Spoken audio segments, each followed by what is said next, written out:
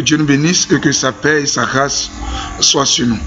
Nous sommes toujours dans le cadre de l'enseignement sur la délivrance liée aux autels sataniques. Dans la première partie, nous avons essayé de définir ce que c'est que les autels sataniques. La deuxième partie, on a commencé déjà à amorcer le processus de la délivrance. Et nous avons dit tantôt qu'il est question d'abord d'avoir les informations concernant ces fondements négatifs. Attendons par fondement négatif tout ce qui est arrière-plan spirituel négatif en termes d'adoration qui nous condamne.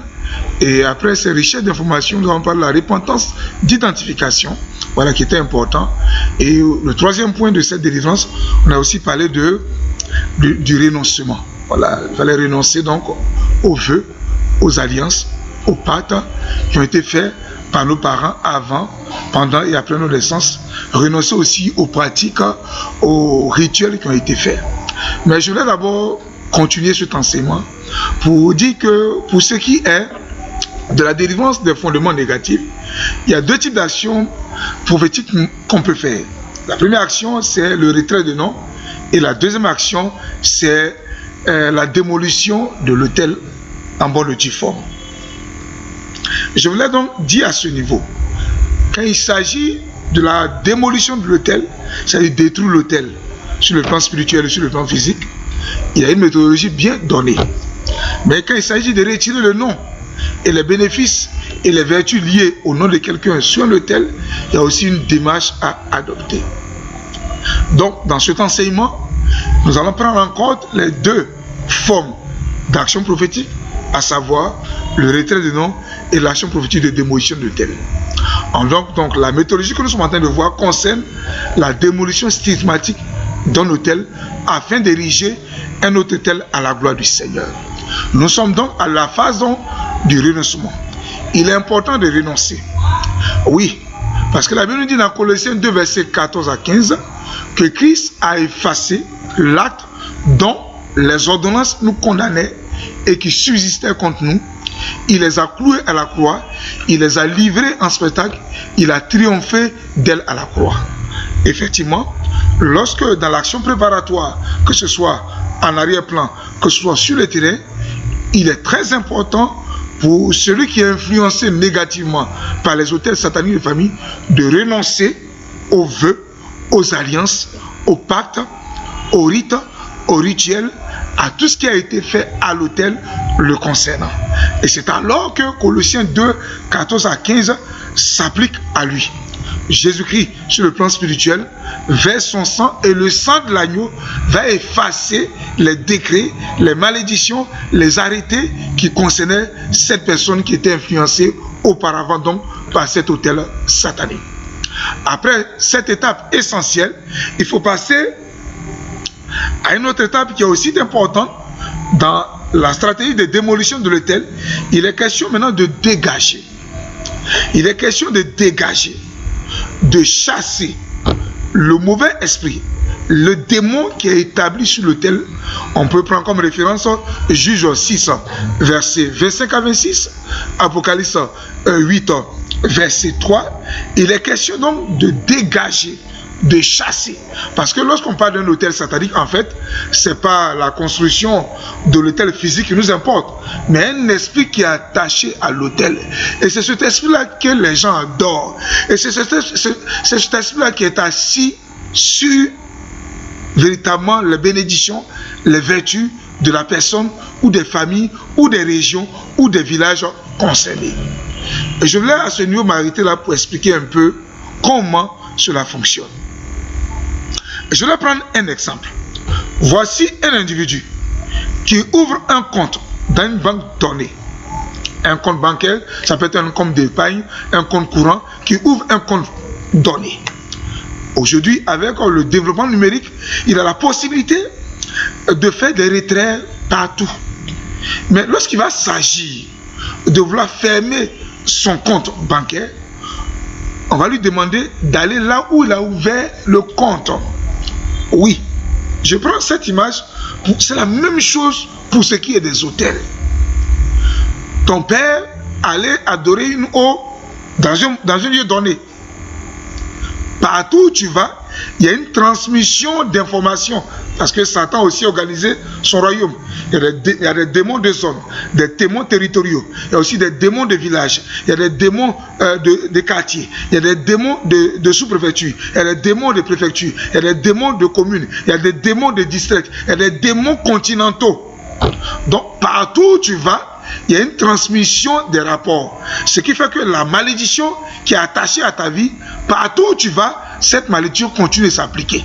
Voilà pourquoi il y a certaines personnes qui, étant en Afrique, ont pensé fuir la malédiction en allant aux États-Unis, au Canada, en Europe, mais il se trouve que la même chose les arrive là où ils sont. Pourquoi? Parce qu'il y a une transmission d'informations. Oh oui, il y a une transmission de données. Et ce qui fait que la même malédiction agit. Donc, quand c'est le cas, comme à la banque, on te dira, va là où le compte bancaire a été ouvert. C'est valable pour les hôtels. C'est pourquoi, à la différence des autres formes de délivrance, pour ce qui est de l'hôtel, on va toujours à l'origine. Là où le compte spirituel a été ouvert par soit un arrière-grand-père, un arrière-grand, en tout cas, par quelqu'un dont tu es de la lignée qui a ouvert ce compte bancaire spirituel, qui aujourd'hui, malheureusement, t'influence. Donc, il faut aller à l'origine. Et là-bas, c'est à l'origine que tu vas maintenant aller fermer ce compte bancaire spirituel qui jusque-là t'influence négativement, qu'on appelle l'autel. Donc, lorsque tu vas donc à l'origine, tu vas maintenant passer maintenant au prière de renoncement. C'est important. Parce que c'est là-bas que le père ou la grand-mère ou bien l'arrière-grand-père, peu importe celui qui allait faire le premier, c'est là-bas qu'il allait ouvrir le compte. C'est là-bas qu'il allait vendre sa famille. Donc c'est là-bas que un des enfants qui veut certainement ne plus être influencé ou bien qui veut démolir l'hôtel doit être obligé de partir lui aussi pour dire à partir d'aujourd'hui, moi, Kofi, Kwasi, Xavier, je ne me sens plus concerné par ce qui a été fait. Je renonce par conséquent aux vœux, aux alliances, aux promesses qui ont été faites avant, pendant et après ma naissance au nom de Jésus-Christ. C'est très important. Lorsque ce frère ou cette soeur est en train de parler, il ne parle pas à l'autel physique, mais il parle au démon spirituel qui a été établi. C'est pourquoi après le renoncement, il faut dégager, il faut ordonner.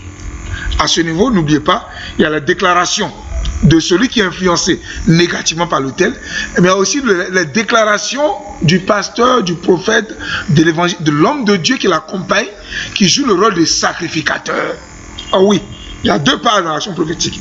Il y a ce que celui qui est influencé, celui qui est la victime de l'autel, il y a ce qu'il dit, et après lui, il y a ce que l'homme de Dieu dit. L'homme de Dieu ne parle pas le premier. C'est celui qui est victime qui est le premier à parler. Et c'est sur la base de ce qu'il dit que l'homme de Dieu accompagne. Donc pour cette partie qui est au niveau de chasser l'esprit qui est lié à l'autel, ça c'est la part de l'homme de Dieu. Lorsque la personne qui est victime a renoncé, il a fait la repentance, il a prié et qu'il a remis l'offrande d'alliance à l'homme de Dieu, dans les prières prophétiques, l'homme de Dieu commence par chasser le démon qui est établi sur l'autel. Et après avoir chassé, il va maintenant commencer à annuler toutes les malédictions, tous les actes qui avaient été prononcés à l'autel et qui concernaient ce frère, cette soeur ou la famille en question. C'est très important. En tant qu'autorité de Dieu, en tant qu'investi loin de Dieu, en tant que celui qui a l'onction de Dieu, il va maintenant déclarer pour annuler toutes les paroles de malédiction qui ont été prononcées sur la vie de ces personnes-là liées à l'autel. Et après cela, comme vous le savez, la nature, après cela, comme vous le savez, la nature ayant pour horreur ce qu'on appelle le vide.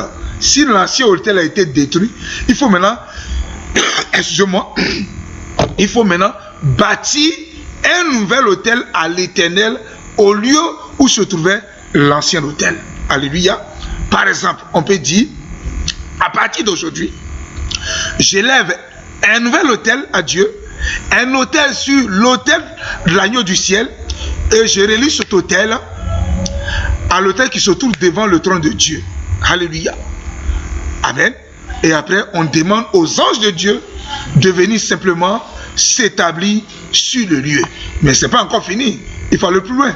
Lorsqu'on l'a fait, il faut maintenant proclamer la libération de la terre, la libération du lieu, du pays, des hommes, des femmes, des enfants, de tous ceux qui étaient sous le contrôle de cet autel satanique. Alléluia. Alléluia. Il faut aussi effacer la mémoire de l'autel. Ensuite, paralyser l'homme fort et réclamer les biens perdus et refuser le renouvellement de l'alliance. Ça, voici pour ce qui est quand il s'agit de démolir l'autel. Je précise, je récapitule. Deux acteurs majeurs sont impliqués. Le premier acteur, c'est la personne qui est influencée négativement par l'autel. Le deuxième acteur, c'est le pasteur, l'homme de Dieu, ou la servante de Dieu, qui va avec le frère ou la soeur en question dans le cadre de démolir l'autel. Celui qui est sous influence, sous l'emprise de ce autel satanique, cette déclaration consiste à renoncer, d'abord à demander pardon, à renoncer et à réclamer l'annulation de tout ce qui est malédiction, à réclamer que son nom soit retiré, le nom de ses frères et sœurs, de sa famille, tout, la bénédiction soit retirée, tout soit annulé au nom de Jésus. Une fois la fait, il donne l'offrande d'alliance par rapport à cette action prophétique à l'homme de Dieu qui le suit, et lui, il va donc commencer par dégager le démon qui est établi sur l'autel. Il va annuler toute la condamnation, ériger un autre autel et proclamer la bénédiction sur la vie des personnes qui étaient auparavant influencées par l'autel satanique. Voilà, tout est rédigé, tout est fait, tout est rédigé, et nous passons à la déclaration. Amen. Et à partir de là, on peut même donner un nom prophétique au lieu qu'on a fini, selon que Dieu vous inspire. La deuxième action majeure qu'on peut faire, et souvent c'est ce qui concerne beaucoup de cas, l'action prophétique de retrait de nom. Dans ce domaine-là, la personne qui est influencée n'a pas l'autorité spirituelle de démolir. C'est-à-dire que, je donne un exemple. Si c'est un hôtel familial, il peut être par exemple la cinquième personne, il n'est pas l'aîné. Si c'est un hôtel familial, il doit par exemple être l'aîné de sa famille. Mais s'il n'est pas l'aîné, et que l'aîné n'est pas d'accord avec ses actions, il peut aller simplement pour retirer son nom. Donc quand il s'agit de cela, pour le retrait de nom, on ne va pas jusqu'à la démolition. Il ne peut que, celui qui est influencé, ne peut qu'annuler tout ce qui est malédiction, renoncer à tout, et l'homme de Dieu prie pour la libération de ses vertus, de ses bénédictions, bien sûr en utilisant le vin, qui est le symbole du sang de Jésus, pour annuler tout ce qui est malédiction liée à la terre, et aussi en proclamant pour libérer la vie de cette personne-là. Les deux actions concourent dans tous les cas à la bénédiction de la personne donnée. Je voulais à ce niveau dire que dans l'action prophétique, le vin symbolise le sang de l'agneau et l'huile d'onction, l'huile d'olive compris qui vient, l'huile d'onction est fait pour bâtir un nouvel autel. Donc lorsqu'il s'agit du retrait de nom, le vin plus l'offrande, et lorsqu'il s'agit de la démolition, en plus du vin, il faut de l'huile et une offrande pour faire l'action prophétique, bien sûr, avec le consentement des personnes qui sont influencées négativement à cet autel-là. Je voulais aujourd'hui dire merci, parce qu'à travers ces enseignements que nous donnons, aujourd'hui, beaucoup de communautés ont commencé à comprendre qu'il y a une question fondamentale et qu'il faut passer à la destruction des autels. Et pour ce qui nous revient, nous sommes à votre disposition pour vous aider. Parce que nous avons fait 3 séances de cours. Et je pense que dans ces 3 séances, il vous sera difficile de mieux maîtriser les détails, le contour, et de vous accompagner dans cette démarche-là. Mais je veux vous rappeler que pour ce qui est des autels, il faut aller avec des hommes de Dieu et des servants de Dieu qui s'y connaissent et qui ont la révélation des autels. Et qui ont la grâce au niveau de ce combat-là. C'est très important.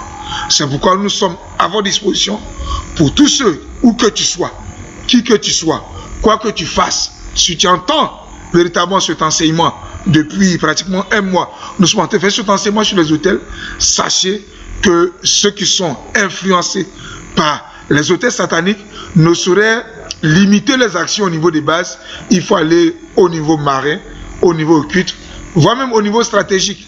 Donc, on voulait d'abord vous dire merci et dire que nous sommes éventuellement à votre disposition pour des questions éventuelles, même pour des contacts téléphoniques pour qu'on puisse encore mieux vous éclairer et vous accompagner afin que vous soyez délivrés et que vous soyez épanouis à tous égards. N'oubliez pas, la Bible déclare dans Jean 10, verset 10, oui, que Jésus-Christ est venu pour que nous ayons la vie et que nous ayons cette vie en abondance. Alléluia. Que nous puissions avoir cette vie en abondance. La volonté de Dieu, c'est que toi et moi, nous sommes bénis. La volonté de Dieu, c'est que nous puissions prospérer à tous égards. Mais tant que les autels sataniques existent et n'ont pas été démolis, ou on n'a pas retiré ton nom, malheureusement, il y a des formes de bénédiction que tu ne pourras pas expérimenter sur la terre, quel que soit le temps de consécration, quel que soit le temps de jeûne, quel que soit le temps d'engagement, quel que soit le niveau de sanctification.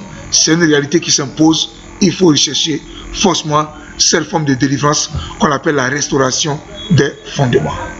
Pour notre part, nous sommes à votre disposition.